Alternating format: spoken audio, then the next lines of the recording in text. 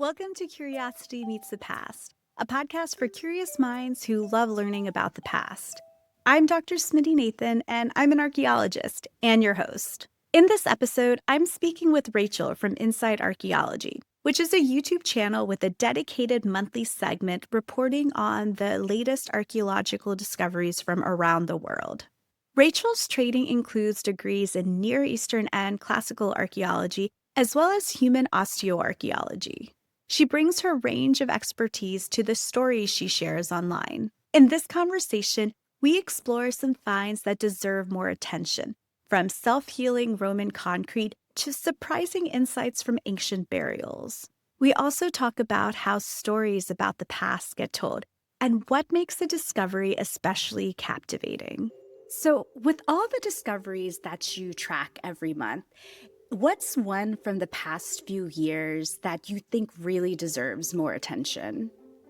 So it's a pretty common refrain in archaeological circles that Roman concrete is like the be all end all. And what's the secret to Roman concrete? It's lasted for so long. It seems to be self healing, but we haven't been able to figure out exactly what it is. There was theories that some of it was to do with some of like the volcanic ash that was mixed into it, but nobody had been really able to figure out how to reproduce it exactly. And there are no records of the recipe or anything. And so there was some people at the Massachusetts Institute of Technology a few years ago that did a study and discovered that it's not actually this volcanic ash that makes it special and self-healing. It's these things called lime clasts, and they come from the process of making like the lime for the concrete. And they have been overlooked the whole time as like inclusions, and they felt that they were just because of maybe a less refined process for making the concrete. But actually, when they did this experiment, they found that these clasts, they would show up in the concrete, and then when there were cracks, the cracks would tend to run through them. And then you'd get water running through those cracks, which would dissolve the lime and transform it into calcite, which would essentially heal the crack. It would heal the concrete. It's self-healing concrete, which is massive. Like that, the implications of that is huge. And one of the things that always makes it stick into my mind is because in my day job, I work for an environmental consultancy that does a lot of sustainability and stuff like that. And one of the biggest pollutants nowadays is concrete, the making of concrete. It holds a lot of carbon. It's not very good for the environment. Whereas this Roman stuff, the potential for being able to implement that use into modern day is huge. And it would potentially mean we could create a slightly more sustainable kind of concrete, which could have a lot of really good implications. So that's one that I always come back to because I haven't heard of any follow-up on whether or not it's being implemented, but I think that would be really cool if it did. It is one of those questions that's been unsolved for a really long time, and it looks like they've solved it. That's really interesting. I'm curious, is there a discovery in the last couple years that you feel has really sparked public imagination in terms of what it could be? Oh, well, there's one that I featured recently that it was just this past January. It is the Octagon tomb in Ephesus. The Octagon tomb, it's in the site of Ephesus in on the coast of Western Anatolia, Turkey. And Ephesus was a really important city in its heyday. And this tomb is really unusual in its design, the fact that it's octagonal. And for a long time, people had been saying that octagonalness of it was an imitation of the Pharaoh's lighthouse from Alexandria. And one of the things that Ephesus is famous for is that it was the place where Arsinoe the Fourth, Cleopatra's sister, was exiled there after she was defeated because she and one of their other brothers tried to unseat Cleopatra and were famously defeated by her and Julius Caesar. The brother was killed. Arsinoe was paraded in a triumph in Rome and then sent to Ephesus in exile, where she presumably died. So this tomb was originally opened a long time ago. It's not intact, and there was a sarcophagus found inside, and there was some bones in it. And the initial person who looked into it concluded that they were of a 14 to 15-year-old girl, And so for a long time, people have thought, okay, these are the bones of Arsinoe. So the person who excavated them, he just took the bones and then he retired / passed away, and they just ended up in their storage space and they were just like sitting there for ages. And so what prompted the new research was that someone was writing a book on Ephesus and they were asking the university if they still had the bones. They did. So they did a proper, really detailed morphological analysis. And then they also did a bunch of ancient DNA analysis. And they found that it's actually not Arsinoe. It is a adolescent boy that was buried in this tomb. And he had some kind of, we think, like debilitating congenitive disease as well. They're not sure exactly which one it was. And part of why this is really interesting as well is because we don't know who it is. They had done ancestry research that showed that he is closely related to Sardinia, so Italian. So it was a Roman city at the time. It makes sense that he has Roman ancestry. But my comments were full of people saying, oh my gosh, it's Caesarion, who is Cleopatra and Julius Caesar's son. Or they were thinking that, oh, it's not Arsinoe, but maybe it's one of Cleopatra's sons or brothers. And that was something that I didn't think to ask the researcher when we had our interview, because it didn't really occur to me. But retrospectively, that's not possible. But it has captured a lot of people's imagination. It's not possible because in the ancestry DNA analysis, they looked for signs of inbreeding and there were none. And Cleopatra's family before Cleopatra, pretty inbred. So even though her son was not inbred, those markers wouldn't have just like disappeared in a generation. Additionally, as well, her side of the ancestry would have also shown some ancestry probably around Greece, and that didn't show up. So it's a Roman boy.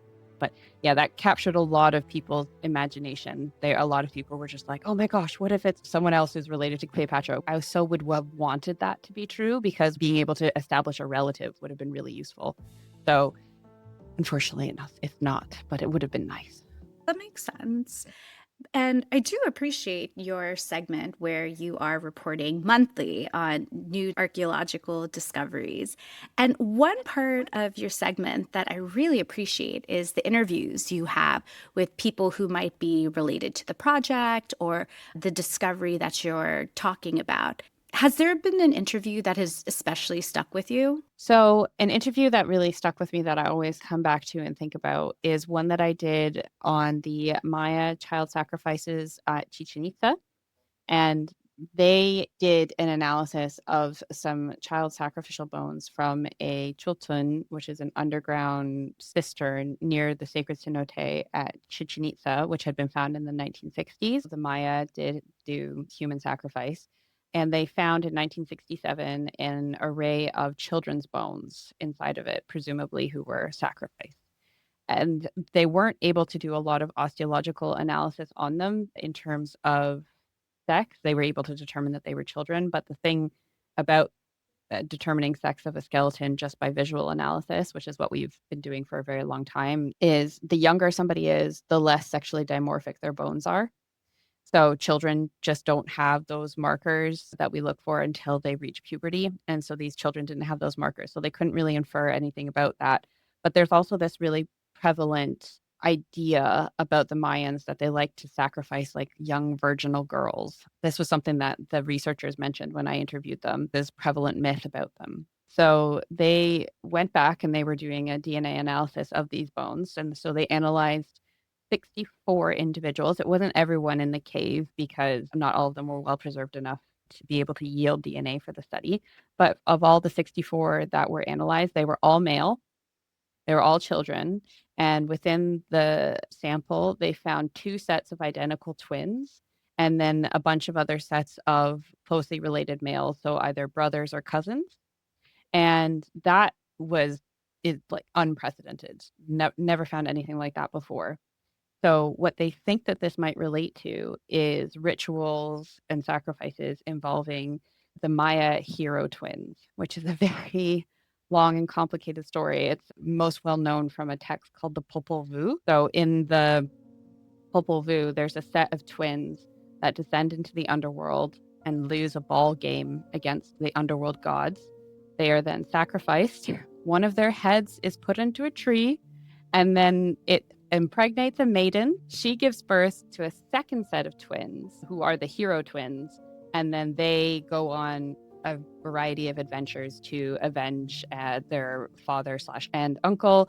They think that this potential sacrifice of closely related males is probably related to this myth, which is the first time, again, they've ever seen any of that, which I thought was absolutely fascinating. You can read the article for free online if you'd like, but speaking to the researchers, it just always sticks in my mind, that one, because it has literally like changed history in terms of what we know about Maya and their sacrifices. Thank you for sharing that. And it just made me think about how some of these archaeological discoveries, even if they happened hundreds or thousands of years ago, that they still resonate with us today. And I was wondering, has there been a recent discovery that has made you really think about some aspect of our present, or I should say, rethink an aspect of our current present?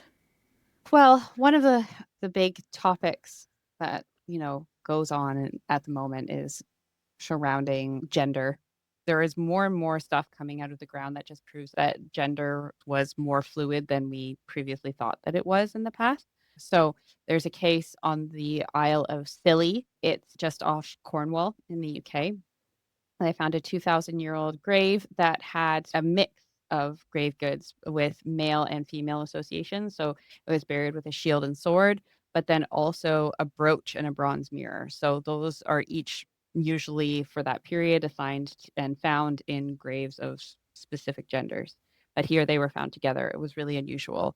And they couldn't really do an analysis on the bones because they just weren't in good enough condition to do it through the traditional osteological method. And even stuff like aDNA, where you can take a sample from a thigh, like that, I think the bones were almost disintegrated.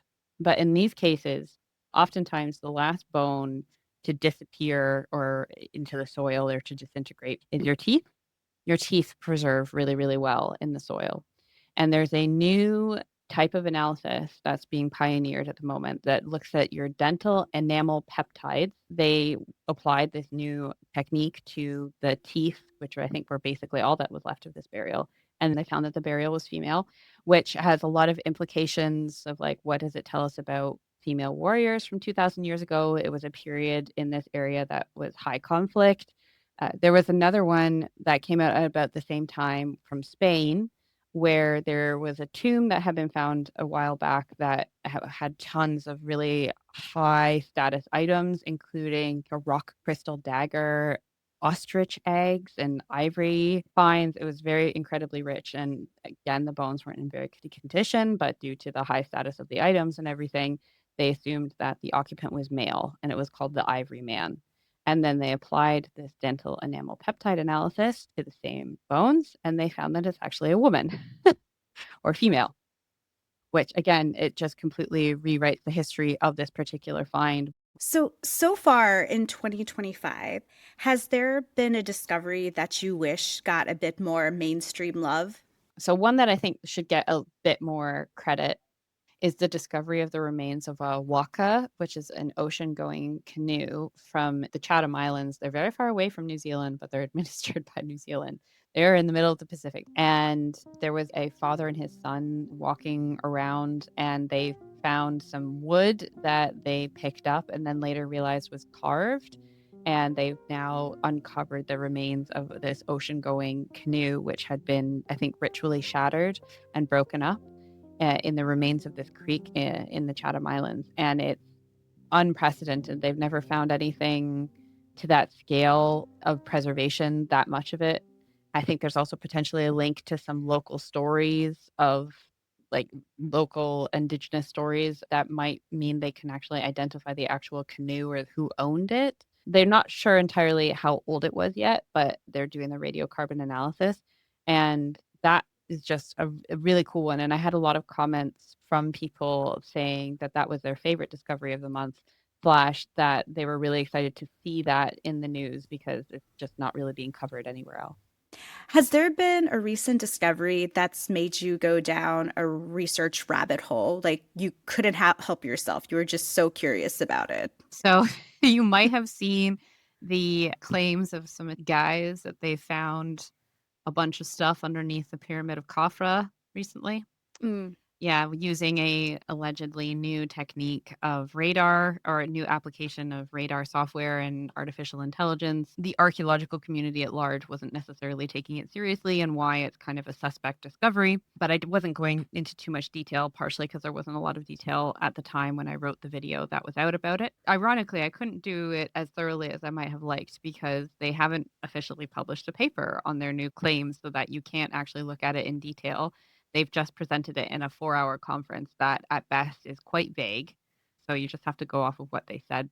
And they do have a paper from 2022 where they applied this same technique to the Great Pyramid of Khufu and claim to have found a bunch of internal structures in it as well that are currently undiscovered.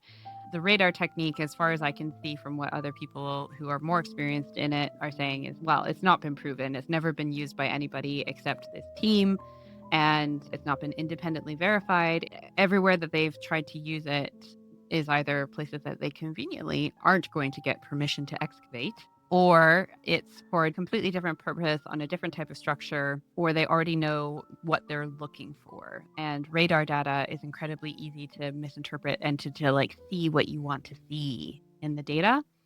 So what they really should have done is gone somewhere that's having archaeological work done and done their scans and then tried to see if what they think they see in their scans matches what actually gets found in the ground.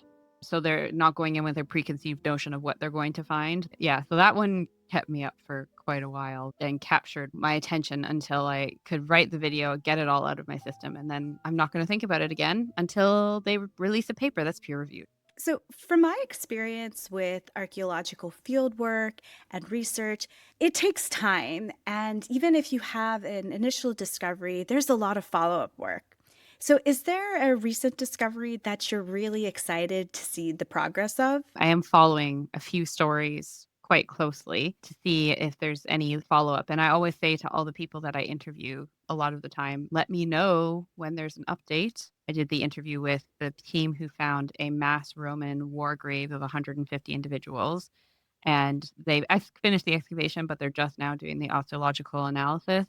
And they're going to try and do like stable isotope and everything. And so once that is finished, I'm really excited to see what their analysis is going to reveal about these individuals. You know, were they Roman? Were they local? Where did they come from? What was their diet like? Apparently, there's a lot of interpersonal violence injuries, not entirely surprising. That's one that I'm really looking forward to. So, what do you hope people take away when they hear these stories of discoveries that might not get as much attention? What I want people to take away a lot of the time is archaeology is alive and kicking. It is happening all over the world. It is happening all the time. It very likely it is happening near you. And it's not just really famous sites that are getting work done. It's the tiny little sites. It's the commercial sites that are getting done in advance of construction. It's people going back to old collections or working on material that's been studied before. And that stuff still has things to tell us.